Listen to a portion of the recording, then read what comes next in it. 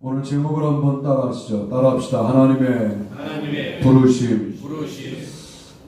혹은 하나님의 선택. 이렇게 한번 제목을 정해봐요. 후회하심이 없습니다. 여러분을 성도로 부르신 하나님은 완전하신 분이세요. 그래서 불러놓고 후회하지 않으세요. 여러분이 뭐 죄를 짓고 방탕하고 탕자처럼 살아가도 결국은 돌아오게 하셔서 후회 없는 역사를 하십니다. 저는 에스라서를 읽을 때마다 마음에 감동이 생겨요. 그게 뭐냐면 고레스라는 인물 때문이에요. 여러분 고레스를 생각해 보세요. 적국의 황제입니다. 그 황제가 이스라엘 사람들을 고향으로 돌아가게 만드는 명령을 내립니다. 지금 성경 말씀에 기록되어 있으니까 우리는 이런 생각을 하는 거예요. 그래 뭐 그런 일 가능하지. 여러분의 머리로 상상을 해보시라고요. 이제 여러분이 바벨론 포로기를 살았던 이스라엘 사람이라고 생각을 하시고요. 그 다음에 페르시아 포로기에 진입하고 있어요. 지금 야, 이 포로기가 언제 끝날까? 이 고난이 언제 끝날까? 하나님 믿어 잘된 게 없구나. 그리스도 믿어 잘된 게 없구나. 이러고 있을 때 하나님께서는 고레스를 준비하시는 것이죠. 할렐루야. 아멘. 첫 번째 한번 읽어보실까요? 첫 번째와 본문도 다시 한번 읽어보겠습니다. 읽습니다. 고레스 바사왕 고레스 원년에 여호와께서 예레미야의 입을 통하여 하신 말씀을 이루게 하시려고 바사왕 고레스의 마음을 감동시키심에 그가 온 나라에 공포도 하고 조소도 내려 이르되 바사왕 고레스는 말하노니 하늘의 하나님 여호와께서 세상 모든 나라를 내게 주셨고 나에게 명령하사 유다 예루살렘에 성전을 건축하라 하셨나니 이스라엘 하나님은 참신이시라. 너희 중에 그의 백성된 자는 다 유다 예루살렘으로 올라가서 이스라엘 하나님 여호와의 성전을 건축하라. 그는 예루살렘에 계신 하나님이시라. 아멘. 에스라 1장 1절로 3절 말씀을 읽으셨습니다. 바벨론 포로기를 끝내는데 이스라엘 사람을 쓰신 것이 아니라 고레스를 쓰셨어요. 저는 여러분이 인생을 살면서 이런 고레스들을 좀 많이 만나시게 되기를 주님의 이름으로 축복합니다. 아멘. 이건 나의 예측된 만남이 아닌 거예요. 그 사람하고 내가 만난 게 도대체 내가 준비해서 만날 수 있는 만남이 아닌 겁니다. 그런데 만나게 하시는 거예요. 이때 우리는 뭘 느껴요? 하나님의 손길을 느끼는 거죠. 야, 이 사람이 고레스구나. 혹시 70년간 풀리지 않은 문제, 평생 풀리지 않은 문제이잖아요. 70년 바벨론 포로 생활, 풀리지 않는 고난. 또다시 해방될 줄 알았더니 페르시아 속국이 되어 진행되고 있는 나라의 이 형편없는 상황. 절망의 절망, 고난의 고난. 이렇게 지속되고 있는 상황. 여러분, 고레스를 우리가 예측이나 할 수 있겠습니까? 우리의 생각은 그때 어느 쪽으로 흐르냐면 다 끝났어 쪽으로 흘러요. 나는 안 되는가 보다 이렇게 흘러요. 뭐 되는 게 없구나 이렇게 간다고요. 오늘 제가 말씀을 준비한 의도가 뭐냐면 그때 인간적인 모든 기대가 끝난 그때 여러분 고레스를 기대하십시오. 주님 고레스를 준비하고 계시다는 사실을 도대체 예측은 불가능해요. 상상은 불가능합니다. 그러나 주님께서는 고레스를 사용하셔서 우리를 해방시키는 매우 놀라운 기획을 가지고 계시고 그대로 움직이신다는 사실을 기억하시기 바랍니다. 너희 중에 그의 백성된 자는 다 유다 예루살렘으로 올라가서 이스라엘 하나님 여호와의 성전을 건축하라. 그는 예루살렘에 계신 하나님이시라 라고 말합니다. 고레스는 네가 성전을 지어라 라고 하는 명령을 받잖아요. 예루살렘에 성전을 건축하라는 명령을 직접 받아요. 그런데 본인이 올라가지 않아요. 유대인들을 올려보내요. 그리고 너희들이 건축하라고 그렇게 왕의 칙령을 내립니다. 우리는 내가 응답받으면 내가 해야죠. 그런데 고레스는 자기가 응답받고 유다 백성을 올려보내요. 철저하게 어떻게 이럴 수 있을까요? 하나님에게 훈련받은 기록이 남아있잖아요. 우리처럼 그리스도인으로 하나님의 백성으로 살았던 기간들이 존재하지 않아요. 한순간 하나님이 마음을 감동시키자 그는 하나님의 백성이 되고, 그리고 하나님을 앞장 세우고 자기는 뒷장 세우는 이런 결정을 내려요. 참으로 놀랍습니다. 그리고 그 해석이 멋있어요. 내가 지금 이 자리에 앉아있는 것은, 내가 이렇게 지금 황제가 된 것은 나의 능력이 아니라 하나님이 앉히셨다라고 생각을 하기 시작합니다. 그래서 이 일은 내가 올라가서 할 일이 아니라 하나님의 백성이 올라가서 할 일이라고 생각을 하게 되는 것이죠. 그래서 1차 귀향을 세스바살이 주도합니다. 그런데 실패합니다. 거룩한 일이라고 단번에 성공하는 거 아니거든요. 세스바살이 그 고레스의 칙령을 받고 성공했다면 얼마나 좋았을까요? 왕의 지원이 있잖아요. 내가 고레스라면 쟤들이 왜 성전을 못 짓고 저러지? 돈이 없어서 그러나 직접 올라갈 텐데 개입하지 않아요. 마치 거룩한 영역처럼 거긴 올라가지 않아요. 그리고 실패한 채로 둡니다.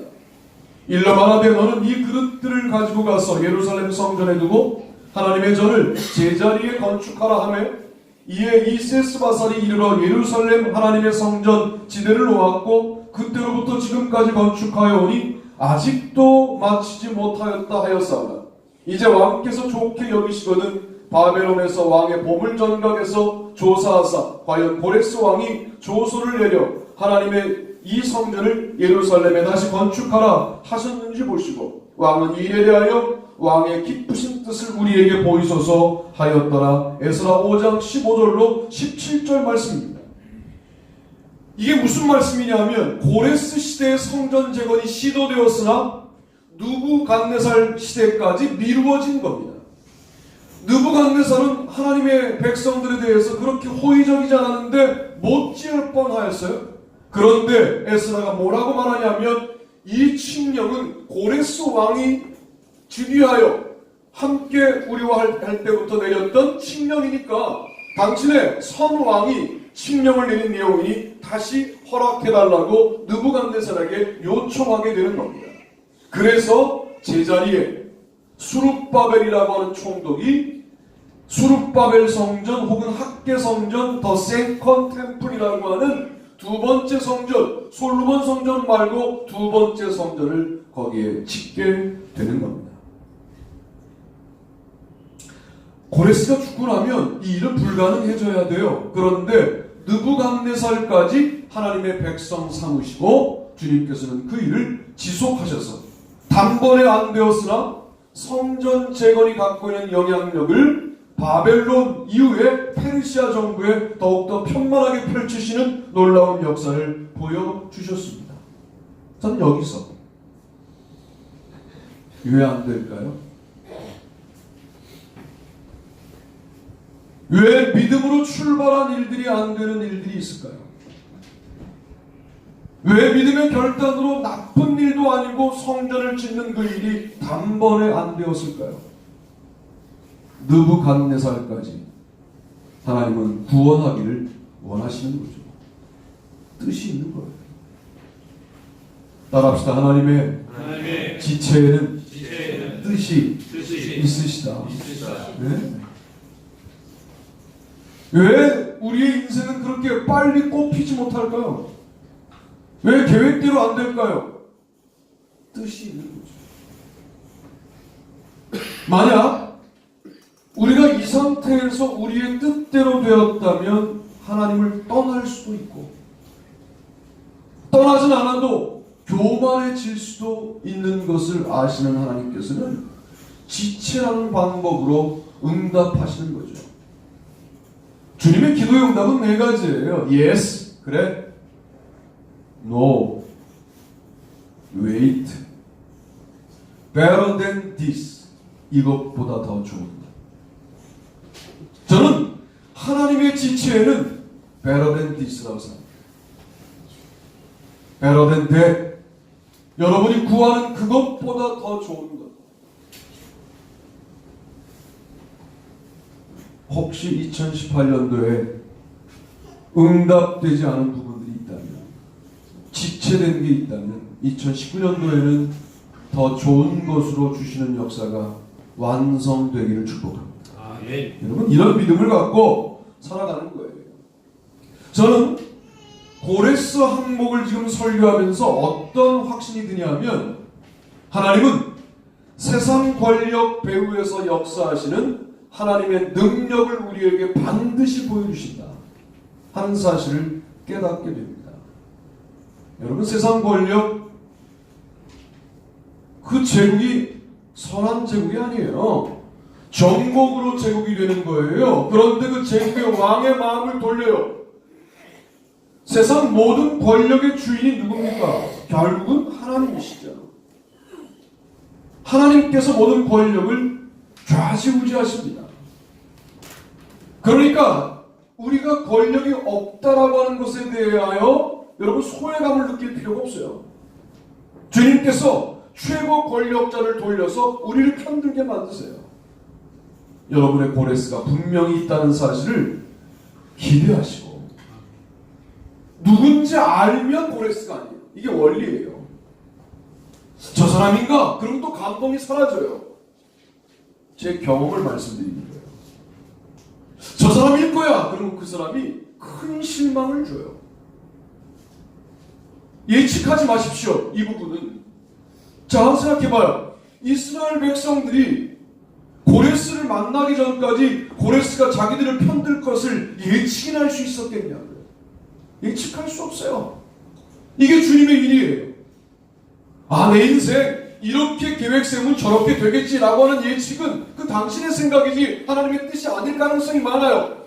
솔직히 지금까지 살아온 것을 생각해보면 예측대로 안 됐잖아요. 그래서 우리가 뭘 고백하냐 하면 하나님이 내 인생을 이끌어 오셨다고 고백할 수밖에 없잖아요. 고레스도 그런 거예요. 전 여러분의 인생에 세상 권력을 휘잡았어요. 휘둘러서 여러분에게 능력으로 공급하시는 주님을 반드시 만나시기를 주님의 이름으로 축복합니다. 두 번째 읽어보시죠. 두 번째 읽습니다.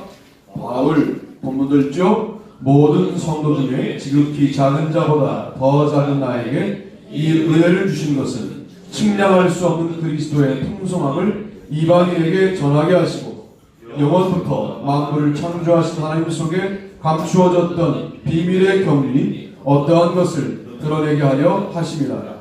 에베소 3장 8절로 9절 말씀을 읽으셨습니다. 바울은 또 어떻습니까? 저는 바울을 볼 때마다 하나님의 부르심은 참 탁월하시다 하는 생각을 합니다.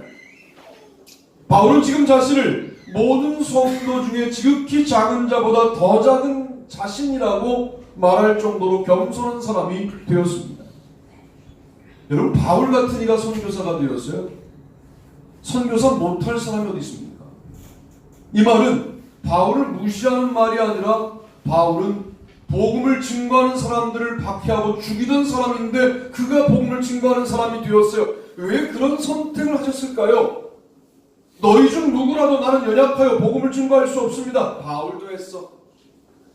이렇게 말씀하시고 싶은 겁니다.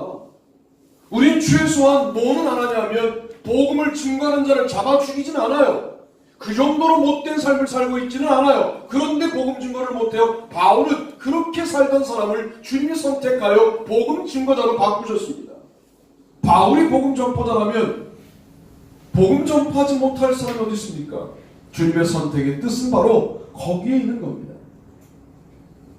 이 은혜는 뭡니까? 이는 이방인들이 복음으로 말미암아 그리스도 예수 안에서 함께 상속자가 되고 함께 지체가 되고 함께 약속에 참여하는 자가 됨이라. 이 복음을 위하여 그의 능력이 역사하시는 대로 내게 주신 하나님의 은혜의 선물을 따라 내가 일꾼이 되었노라. 에베소 3장 6절로 7절.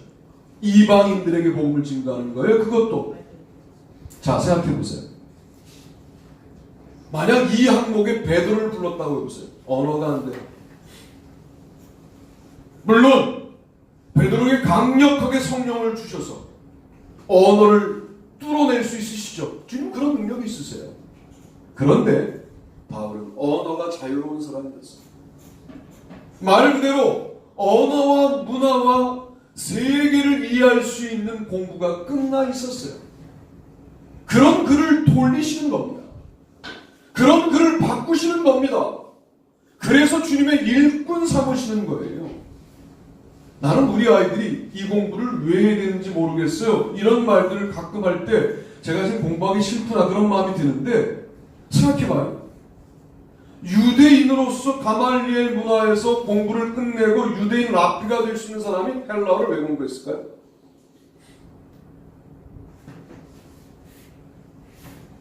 그가 왜 다른 나라의 언어를 공부했을까요? 이 공부를 언제 쓰려고? 그런데 사실은 헬라어를 이해하고 그레코 로만 문화를 이해하는 바울의 그 탁견을 하나님께서 높게 평가하셔서 결국은 세상을 뒤집어 엎는 복음 전파자로 그 사람을 사용하시지 않습니까? 지금 당장은 필요 없어 보이는 그 공부가 하나님의 선택을 받는데 매우 중요하게 작용할 수 있다는 사실을 기억할 필요가 있다는 거죠. 이방인을 구원하셔야겠는데 그 일은 갈릴리 어부들을 가지고는 안 되고 이 사역에 출구가 없을 때 하나님은 바울이라는 대안을 가지고 계셨습니다. 나는 우리 교회가 좀 이런 대안이 되었으면 좋겠어요. 오늘날 개척교회 안 된다는 이야기가 거의 공식처럼 되어 있어요.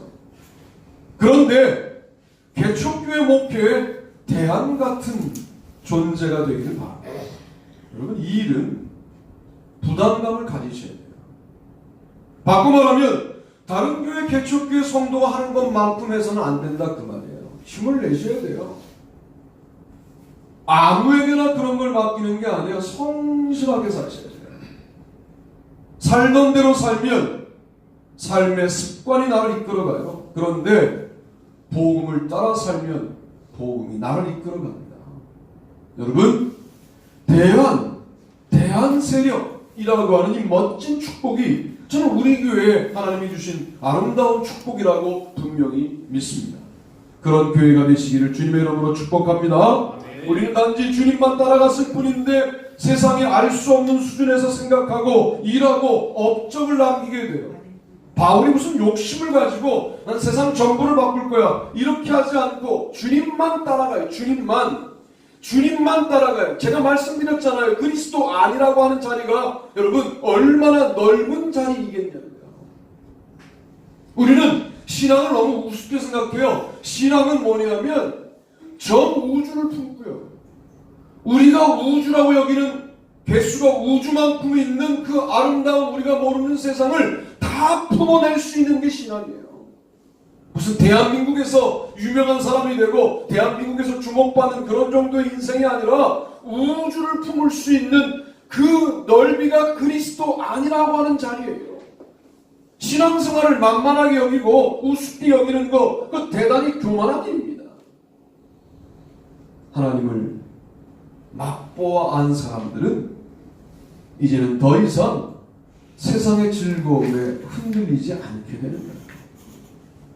세상이 즐거워지면 다시 어디로 오셔야 돼요? 하나님을 맛보시는 자리에 오셔서 다시 주님을 맛볼 수 있게 해달라고 간구하여 그 부분이 회복되어야 합니다.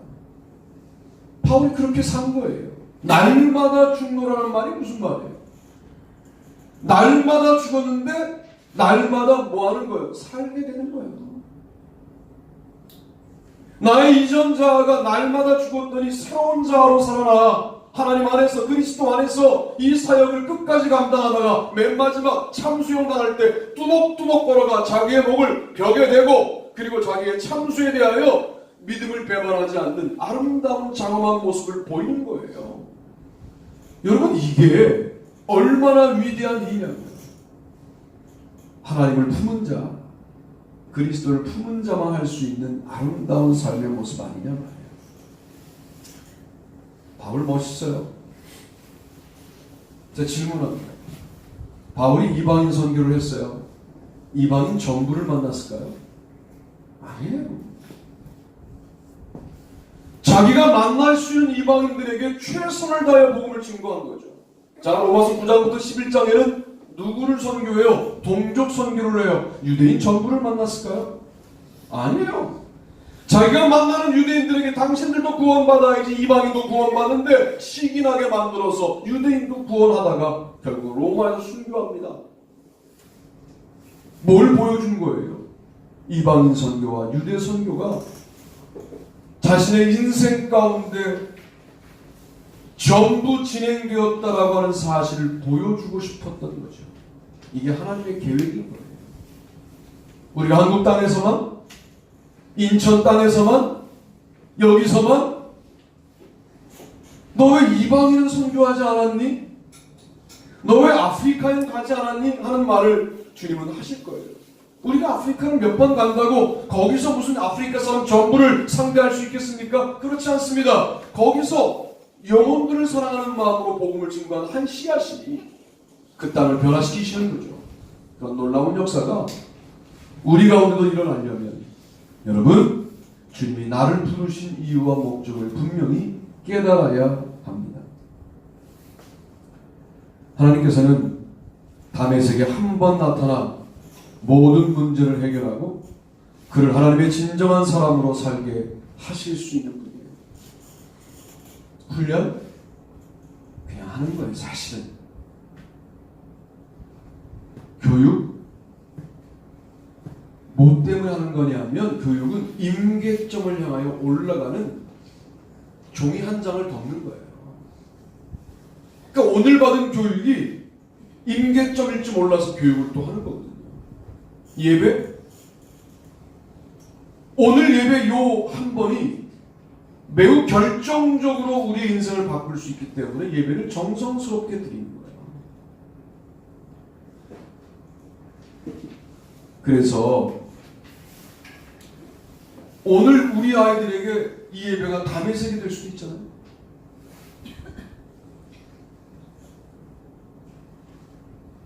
그런 거예요. 다메섹은 이제 한두 곳이 아닌 거죠.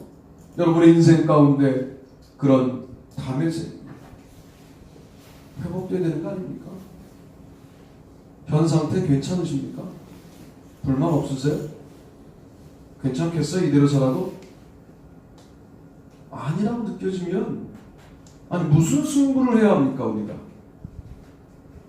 아니 내 신앙이 지금 엉망인데 학자들은 말하더라고요.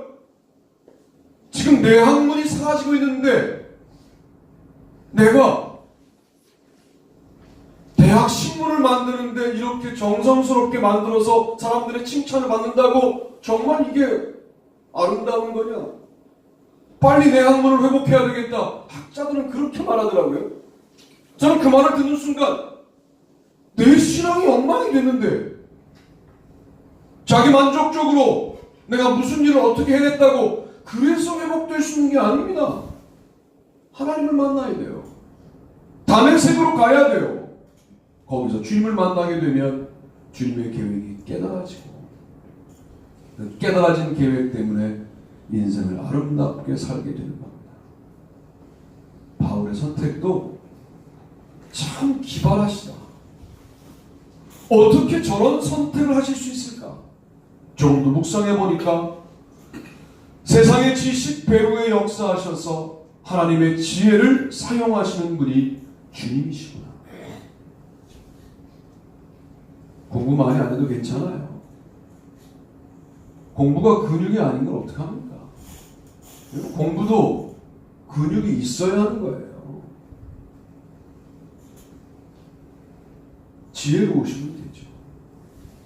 할렐루야. 그럼 지혜로 오시면 돼요. 우리 예전에 믿음의 어른들이 뭐 공부를 많이 해서 그렇게 뜨거우셨나요? 어쩌면 우리는 공부를 많이 해서 별로 안 뜨거운 건지도 몰라요. 그분들은 정말 한글을 교회 와서 깨우치시고, 우리 어머니도 보니까 신문은 못 읽으시는데 성경을 읽고 내용을 이해하시니까 참 너무 신비로운 글이에요. 이 성경이 같은 한글이 아니에요. 너무 놀랍습니다. 돌아가신 지 꽤 되셨죠, 이제 우리 어머니. 많은 지식이 바울처럼 쓰임받게 될 경우에는 도움이 되지만 하나님의 지혜를 상실하면 그건 자기를 죽일 수 있습니다. 그러나 주님께서는 세상의 지식 배후에 역사하신다 하는 사실을 믿으시고 그 모든 것들을 지혜로 바꾸어 우리에게 주시는 탁월한 선택을 주님은 하실 것이다. 나는 바울처럼 쓰임받기를 원한다 라고 하는 그런 기대감을 가지시기를 바랍니다. 세 번째로 읽어보시죠. 읽습니다. 베드로 본문을 읽어봅니다. 도리어 그들은 내가 무할레자에게 복음 전함을 맡은 것이 베드로가 할레자에게 맡은 것 같은 것을 보았고 베드로에게 역사하사 그를 할레자의 사도로 삼으시니가 또한 내게 역사하사 나를 이방인의 사도로 삼으셨느니라. 또 기둥같이 여기는 야고보와 게바와 요한도 내게 주신 은혜를 알므로 나와 바나바에게 신교의 악수를 하였으니 우리는 이방인에게로 그들은 할레자에게로 가게 하려 합니다. 아멘. 갈라디아서 2장 7절로 9절 말씀을 읽었습니다. 베드로의 선택. 이것도 참 놀라워요. 문맹이에요. 베드로는 문맹이라고. 갈릴리 어부들은 글을 못 읽어요. 그러니까 모든 성경 말씀이 이미지 언어로 진행되는 이유가 뭐냐 하면 글을 읽을 줄 모르니까 참 훈련시키기가 어려운 거죠. 글로 가르치면 좋겠는데 이해를 못해. 그러니까 그림 언어로 이야기로 가르치는 게 비유입니다. 베드로를 선택했다는 이야기를 예루살렘이 들었을 때 혹은 로마 정부가 들었을 때 긴장하지 않죠. 뭘 저런 것들이 있어. 이런 거예요. 야, 저렇게 무식한 것들이 뭘 할 수 있겠냐. 야, 갈릴리 사람 뭐 12명 모였다고? 야, 내버려둬라. 저러다 끝난다.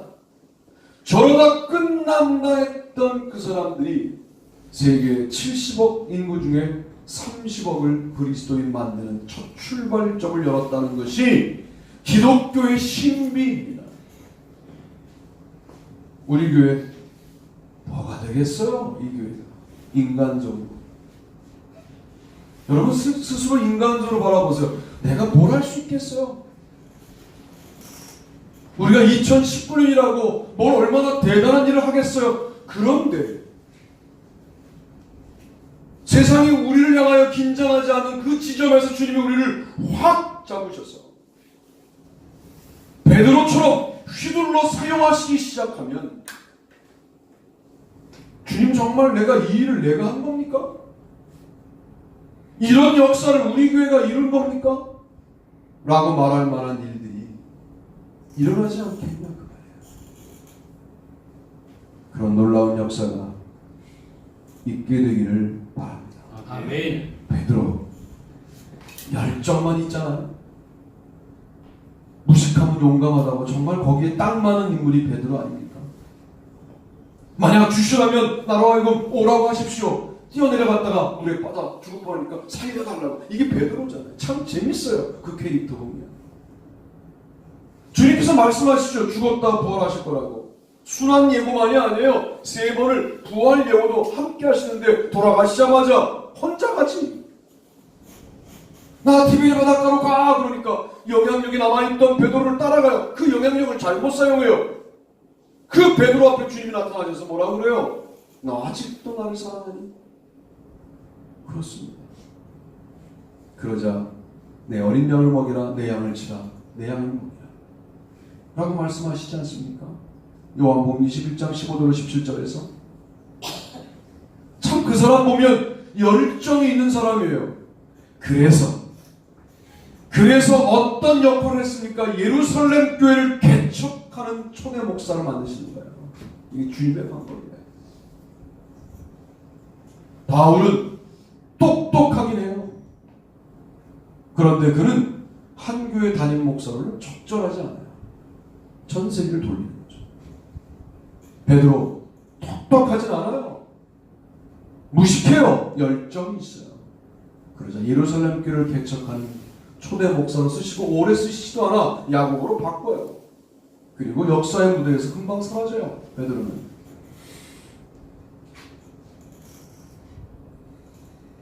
이런 것을 베드로를 불러 사용하시는 것을 저는 역발상이라고 생각을 합니다. 하나님의 역발상.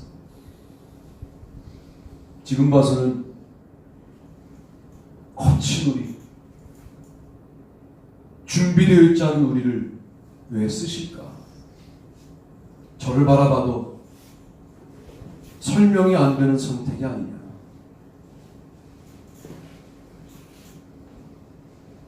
말에 실수가 많고 감정적인 격동이 빠른 나를 왜 쓰실까 하는 생각을 해요. 그런 생각 안 하겠어요? 아직은 이래서 그랬구나 하는 사실을 저는 모르겠습니다. 그러나 그런 일을 주님이 하실 것은 확실하게 믿습니다. 아멘. 언제인지 모르겠습니다. 그러나 그 언제도 주님이 결정한다는 사실을 저는 믿습니다. 그게 오늘 설교에 제가 드리고 싶은 거의 결론에 해당되는 부분이에요. 저는 또 한 가지 이 지음에 너무 탁월한 선택을 하나 말씀드리려고 해요. 주님의 부르심을 말씀드리려고 해요. 예수 그리스도입니다. 야, 사탄은 넉넉히 있었을 것 같아요. 다 먹었죠, 이제. 사탄이 다 먹었어요. 뭘 다 먹었냐 하면 모든 사람들이 죄를 짓는 욕망 가운데 사로잡힌 거예요. 그러니까 다 선악과를 안 떠먹은 인간이 없게 되어버린 거예요. 전 세상은 사탄의 세상이 되어 있는 그때 의인은 없나니 하나도 없어서 누가 대신 죽어줄 수 없는 그 절망적인 세상의 한가운데 하나님의 계획은 뭐냐면 자기 아들을 보내는 거예요.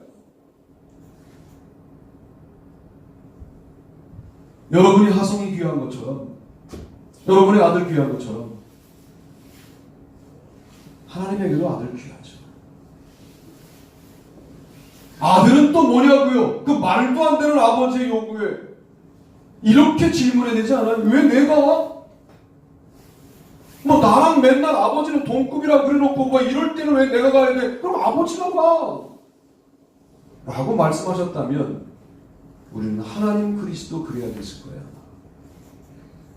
그 말도 안 되는 아버지의 선택에 부르심에 예스 하시고 오신 절기가 성탄절이잖아요.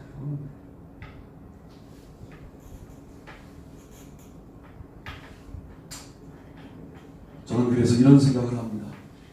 고레스 자기 희생이 있잖아요. 왕권을 하나님 앞에 내려놓는 자기 헌신이 있잖아요. 포로민이지만 자기 백성인데 자기 백성을 본국으로 돌려보내면 국민의 숫자는 나의 영향력인데 나의 영향력을 스스로 줄이는 선택을 그 사람이 하잖아요. 하나님의 부르심을 받은 사람들은 그렇게 살아가야 합니다. 바울 그 받은 학위를 그대로 가지고 그냥 대학에 입사 원서만 내면 그냥 교수가 될 수 있는 그 사람이 이거 배설물처럼 여기잖아요. 베드로 배와 그물과 아버지를 버려두고 주님을 쫓잖아요. 예수 그리스도 자기의 목숨을 아낌없이 벌레 같은 우리를 위하여 포기하시잖아요. 주님의 부르심을 감지했다고 한다면 미안하지만 우리 이렇게 살아서는 안 됩니다. 정말 주님이 나를 부르셨다는 사실을 나의 영혼이 떨리는 마음으로 고백한다면 이제 삶은 달라질 수밖에 없습니다. 2019년 자기 헌신과 희생과 주님을 향한 내려놓음이 아름다운 한 해가 되셔서 복된 한 해로 또 한 해를 결산하며 2019년 12월 셋째 주 당회와 구역회가 있는 그 주일에는 더 힘차게 우리가 예배할 수 있게 되기를 주님의 이름으로 축복합니다. 아멘. 다 자리에 일어나시죠. 찬송가 105장 찬송하시고 내가 축도함으로 예배를